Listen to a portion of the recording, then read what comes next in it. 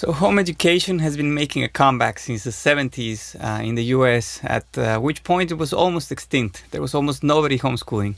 And today there's over 2 million students that are being homeschooled though.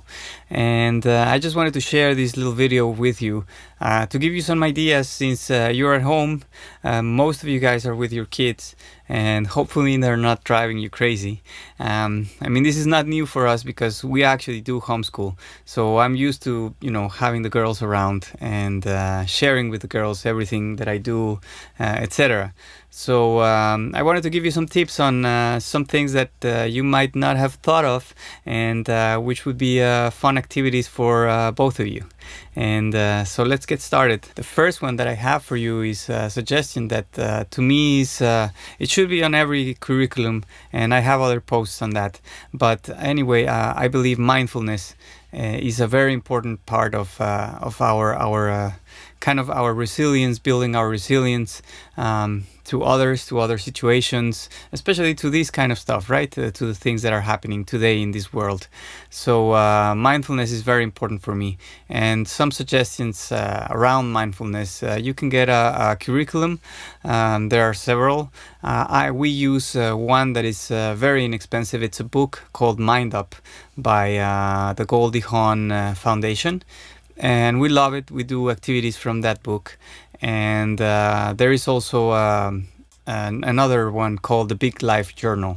That one is a lot more extensive, but we just use the MindUP. I've never used the Big Life Journal myself. I've heard great things about it, though. Now, another thing that I would encourage you to get into together is meditation. Now is the perfect time. You don't need to be anywhere, right? And you don't need to do any. A lot of you don't even need to do anything because you're stuck at home, and you can't perform the tasks that you used to perform at work. So why not try a little bit of meditation? And if you're going to do it with kids, one of the things that we started with was we have some tingsha bells. The tingsha bells are like those round ones. They're very inexpensive, and but you can use any sound. And what we basically do is I would have them sit down, close their eyes, and then breathe deeply, and then pay attention to the sound of the bell. And because it's a long ringing sound, they pay attention for as long as they can until they can no longer hear it. And as soon as that sound is over, I ask them to focus on their breath and take 3 deep breaths, and then we do it again. That's a very simple, technique. You don't need tingsha bells. You can use, any, but what I recommend is any sound that is like consistent and that will ring out for a long period of time. So you don't want to use the electric guitar, maybe. Maybe you do, I don't know. But anyway, that's one thing. We also have it's a expensive device, but it's a very good device. It's called the M-Wave 2 by the HeartMath Institute. The HeartMath Institute has been at the forefront of bringing the science of heart coherence, which research seems to be pointing that way. As far as the best way to achieve coherence and brain coherence and body coherence. And so they have a lot of research, and they have this device which basically helps you breathe. It's the girls call it the breathing game. So they just sit in front of a computer, and they have this sensor, and they do it for only 4 minutes. So it's not like I sit them there all day before you think of any of that. Now, the other thing that you can try is I have this game that we call the spaghetti, and I don't remember where I got it from, but the spaghetti game is basically you pretend that you are raw spaghetti, you're not cooked, and so raw spaghetti is really hard, and it's difficult to bend, right? So as you start breathing, you focus on different parts of your body as if there were spaghettis, and so as you cook them, quote unquote, you basically start to feel them becoming softer. So you ask them to breathe and then focus on the feet, for instance, and so they tighten the feet as if they were raw spaghetti, and now we're cooking the feet, and then the feet are now soft and they feel relaxed, and you do that throughout the body. Another thing that we do that is related to mindfulness is we do affirmations. You can just have, we have an affirmation book, and they, every day they fill it out with a couple of affirmations on things that they, they want to improve, etc. And the trick to affirmations is just to make them positive and make them real enough that that you can achieve them. So there's better guidance out there on affirmations. So I don't want to just go into that too much. But that's another thing that you can do that will work wonders for you and for your children. These are all things that adults should do.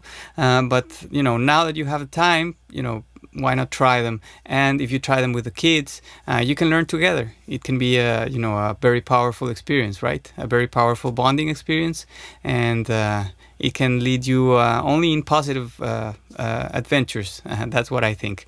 Now, besides mindfulness, I also recommend things that you do during sleep routines. Those are very important because kids, now they don't have classes, but you still want them to feel like, okay, the day is over, it's time to, close the shop, and then tomorrow will be a new day. We love storytelling. We have I think it's a book called Buddha Before Bedtime, and it's also related to mindfulness stories. It has really good messages in it. There's also the conscious stories, which we also like. But any book that you get, is fine. It can be nonfiction, fiction, anything that you want to read. But if you read together, that just brings you closer together, and it's a powerful way to end your days. And we also close the day with gratitude. So we say thanks for anything, and keep in mind in this, you don't really want to judge them if they say, oh, I'm grateful for my toy or whatever. It doesn't matter what you're building here. With all these things, what you're building, that's the way I see it, is you're building the habit of them having, good habits, right? And that's what I, want for the kids, to have good habits, to instill good habits in them, so that tomorrow they will develop them themselves. So they can be grateful for anything. So we thank God for, sometimes we thank God for having played something, Legos or something. Sometimes we thank God for our loved ones, etc. But each one of them decides what they want to be grateful for. And that's right before bed. Some things that you can do throughout the day, because this is just something that you might do a few minutes in the morning, mindfulness, and then you might do a few minutes in late at night. But besides that, there are also a lot of topics that you want to cover that are not being covered by schools. And one of them, for instance, is finances. One thing that we do is sometimes we play either Monopoly. Monopoly is like really long, so I don't really enjoy that much, but we do play Monopoly, and we talk about houses and how to build wealth, and because that's what the whole game is about. We also we also like playing one that's called Cash Flow. It's by the Robert Kiyosaki, the Rich Dad Poor Dad, and that one is also nice because it gets you into covering what stocks are, what passive income means, real estate, being self-employed or having your own business, etc. So those are all fun games that you can check out. If you don't have those games at home, it doesn't matter, because you can also improvise your own games, right? You can just improvise if you have fake money, and you can just improvise and play. They will reinforce math, for instance. Sometimes I used to play this more, but we just go into a shop, for instance, and the girls would have to give me change.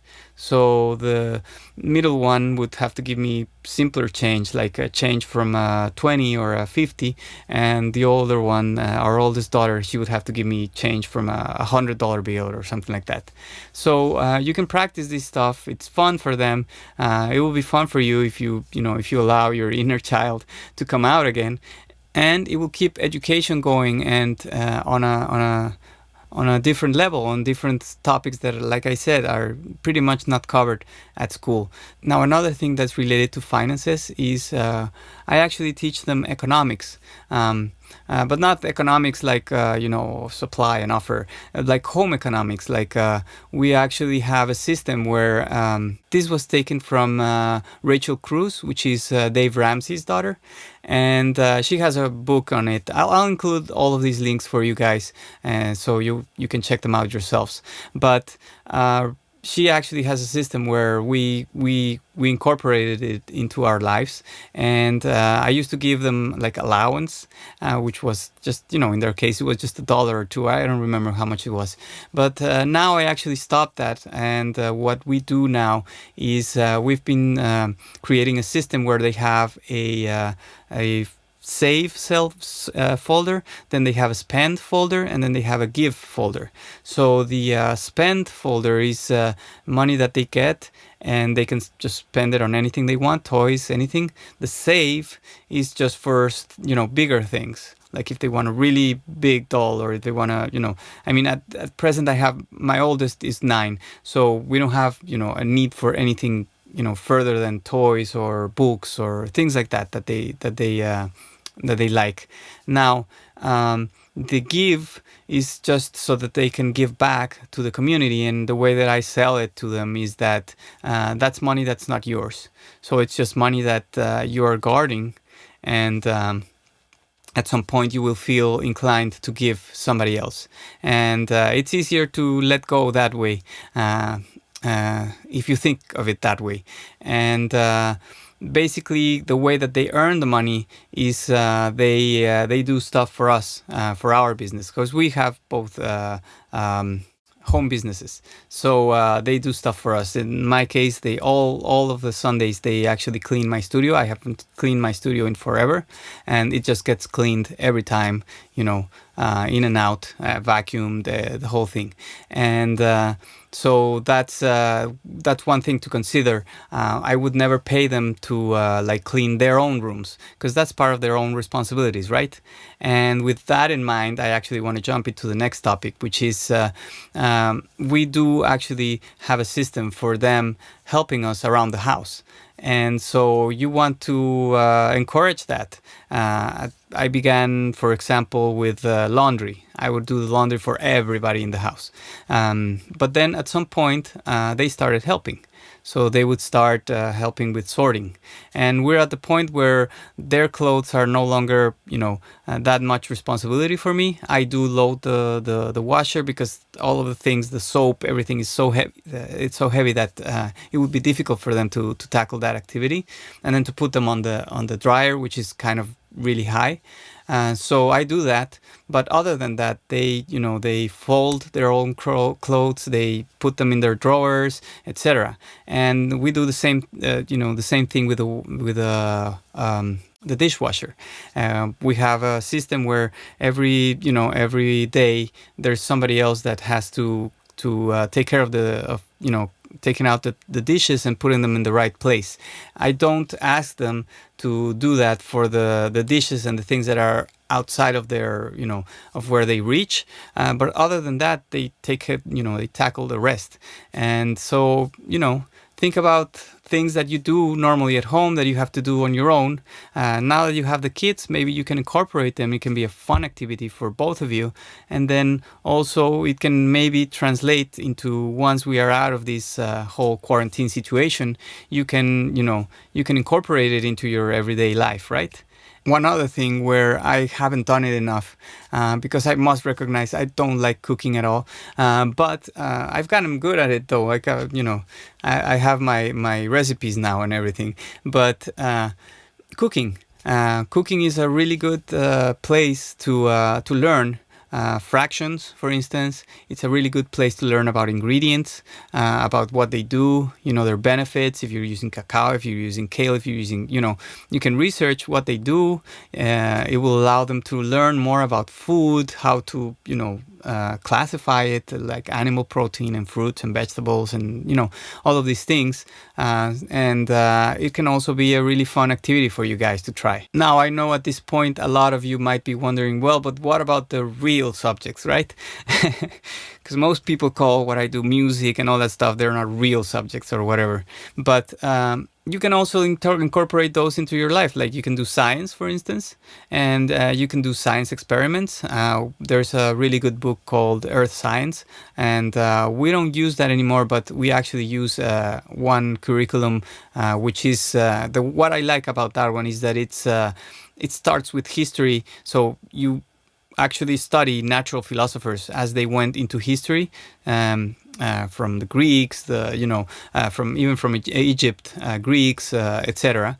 And you learn about what they thought, whether we were the center of the universe, or whether so all of these ideas that natural philosophers had, and it's by Wile. So you can check that one out, or you can find any science curriculum or science experiments that you want, and just do experiments with them. One of the good things is that we still have computers, we still have electricity, we still have all these things, so you can take advantage by instead of them playing mindless games, video games or something like that, you can sit them down on a computer and have them, like, for instance, typing. You can do typing. You can look for a typing instruction online, and they can learn to type. Or they can, there's, for the younger ones, there's like educational ones like ABC Mouse, and there's other ones that you can try. And they're fun for them. They like sitting, my girls love sitting on, and playing those instead of, playing some mindless, shopping game, or, war game or whatever, right? Now, for most of you parents that are out there that think that your children are going to miss something because they're not in formal school, let me tell you, there's a whole amount of hours that children spend at schools that are not on education. In fact, according to Sir Ken Robinson, a lot of teaching goes on at schools, but not a lot of learning, and which is sad. Now, homeschooling statistics are really, really great. And not only are, homeschoolers spending a lot less, the average homeschool student spent about $600 versus around $11,000 that the state, pays for a public school. And that doesn't even count capital expenditure and research. So, it's even higher than that. And the results are actually quite in favor of homeschooling. 78% of peer-reviewed studies actually show that homeschooling is really amazing in terms that it's actually students are actually better prepared academically in terms of reading, language, math, science, social studies, and this translates even to higher education. I can tell you also that there has been several studies now that seem to point to the fact that homeschoolers have better self-concept, self-esteem, better family cohesion. They have better behavior towards other children. They have activities with other outside of the home, and they're also involved in activities that actually predict leadership. So those are some statistics for you, and I hope that these activities will help you on your journey these next few weeks. And now that we've covered everything, I would love to know or hear which one of those you like and you are thinking about implementing, either for yourself or for your children or for your family, right? So please like and share the video, and I do have a Patreon page if you want to contribute. Even $1 is I'm very thankful for it. I'll include links for those, and I'll include links for all of the stuff that we talked about today. Thank you so much, and I'll catch you on the next one.